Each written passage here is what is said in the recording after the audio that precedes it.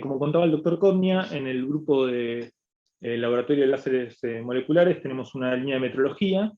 y bueno, en particular, digamos, una línea de metrología del tiempo, donde desarrollamos dentro del grupo un reloj atómico de rubidio, y que nos da la oportunidad de profundizar en algunos aspectos técnicos de los trabajos que se están haciendo en el laboratorio.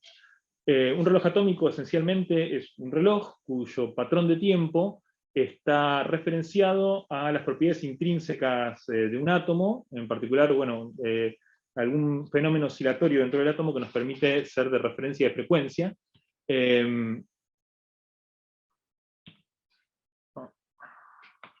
Ahí va. Referencia de frecuencia, lo que hay que hacer de alguna manera es interrogar digamos, ese fenómeno oscilatorio del átomo, y eso lo hacemos a través de espectroscopía láser. Nosotros trabajamos con rubidio. Ahí en la imagen se ve una celda de rubidio que tiene, bueno, rubidio 87 y rubidio 85, que es la composición isotópica natural. A la derecha se ven los digamos, esquemas de niveles de energía de esos átomos, y en particular en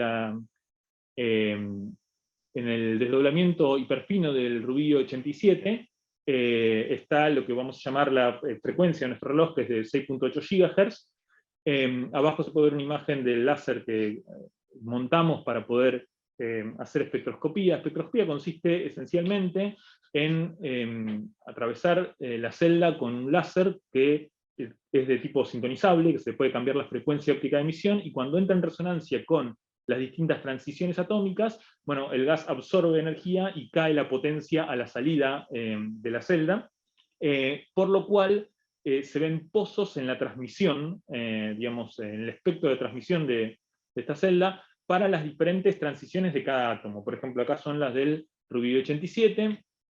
o las del rubidio 85, esto que estoy mostrando acá es una simulación, pero bueno, la composición de todas estas pozos espectrales forman un espectro como lo que se ve acá. Lo rojo que está ahí es una medición de nuestro laboratorio. Y bueno, la idea es que explotando espectroscopía láser uno puede tratar de interrogar la referencia atómica. Pero bueno, para interrogar la referencia atómica se requiere medir diferencias entre dos transiciones determinadas. Para eso, una parte de lo que se hace en el laboratorio, bueno, explota un fenómeno cuántico que se llama atrapamiento coherente de población, que no voy a explicar en detalle, pero solo voy a mencionar que requiere de dos láseres.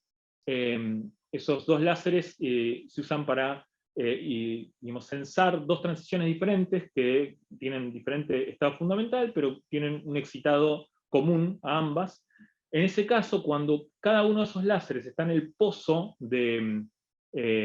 absorción, digamos, que mencionaba recién del espectro de transmisión, bueno, si están, la diferencia entre ellas dos coincide exactamente con la diferencia de frecuencia de nuestra transición de reloj, o sea, del estado fundamental, se produce un pico de transmitancia, ¿no? Entonces, cuando logramos cumplir esas dos condiciones, digamos, uno puede saber que la diferencia de los láseres es la misma que la diferencia de la transición de reloj. Entonces, nosotros usamos para eso un láser de tipo sintonizable. Con la corriente y la temperatura sintonizamos lo que es digamos, la frecuencia principal de emisión del láser, y se ve en un espectro de emisión como este pico de acá, pero al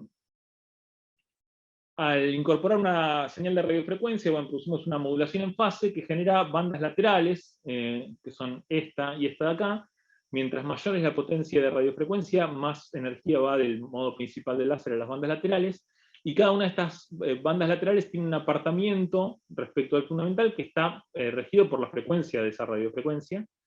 y cada una de estas bandas laterales además va a ser cada uno de estos láseres que mencionaba para producir el efecto cuántico de transparencia inducida. Por lo cual, cuando uno ve este pico en la transparencia inducida, puede, digamos, inferir que la radiofrecuencia está referenciada a la frecuencia propia del átomo. Eso es lo que se explota para construir un reloj. El esquema general de nuestro reloj es este que está acá, que tenemos un control para la radiofrecuencia, que es un cristal que oscila alrededor de 100 MHz sintonizable, para los modos laterales que mencionaba recién, y un controlador de corriente. Y bueno, hay dos líneas de láser esencialmente, una que es una referencia de potencia y otra que va a atravesar la celda. La celda está montada en un calefactor, tiene también una bobina, un blindaje, digamos, contra el campo magnético. Y cada uno de los controles estos está operado por un dispositivo, en particular es un embebido que programamos nosotros o sea, el embebido es comercial, pero que programamos nosotros para hacer el sistema de estabilización de estas dos condiciones que mencionaba antes, ¿no? Lo que hacen es introducir una modulación en el parámetro de control, en la corriente o en la frecuencia RF, y de modularla con una técnica de amplificación lock-in, a partir de la respuesta que uno tiene del sistema físico, corregir para siempre quedar atado a los picos de referencia que nos permiten saber que estamos en la condición de reloj. Acá hay algunas imágenes de cómo es el setup experimental y del setup óptico. En particular, acá es cuando está montado con la celda metida dentro del blindaje y acá el blindaje cerrado. Cuando hacemos el experimento que mencionaba antes de la transmisión ante un barrido de longitud de onda, con el láser con sus modos digamos, de la radiofrecuencia encendidos, el espectro se complejiza mucho, pero bueno, más allá de eso, hay un pico que nos permite saber que cada una de las bandas laterales del láser está sintonizando uno de los pozos de transmisión, ¿no? Así se ve el espectro cuando uno hace un barrido de corriente. Este pico de acá es el que nos dice que estamos en la condición que queremos, y lo de abajo es la demodulación lock-in, que lo llamamos error, porque en el cruce por cero nos dice que estamos en una de las condiciones correctas. Acá hay una muestra de cuando uno de los sistemas de estabilización es encendido a mitad de un barrido para engancharse con ese pico, con ese pozo sería en este caso, mientras que una vez que estamos enganchados con ese pozo podemos hacer un barrido de radiofrecuencia y obtener la señal de CPT, el pico de transmitancia que mencionaba, que está ahí en naranja. En azul es cuando no tenemos campo magnético, pero en naranja es la operación ideal cuando un campo magnético rompe algunas degeneraciones del átomo. Y bueno, la estabilidad medida con la misma herramienta que mencionaba el doctor Cornia de la desviación de Allen, nos muestra, mientras más tiempo pasa, cuánta diferencia, digamos, hay, cuánta diferencia se puede acumular en el cristal, en la frecuencia del cristal, sin estabilizar. Se ve que cada vez la diferencia aumenta a mayor tiempo, mientras que con el estabilizado se permanece, bueno, estable. Y hay también algunas caracterizaciones del sistema de estabilización. Lo otro a mencionar es que esta línea de trabajo nos permite también contar un poco del trabajo de instrumentación láser que se hace en el laboratorio. Mencioné ya estas placas comerciales, en particular utilizamos las placas para desarrollar en electrónica programable, FPGA,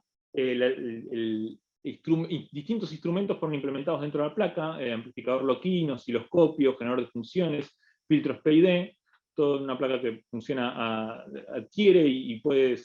digamos, generar funciones a 125 megasamples por segundo.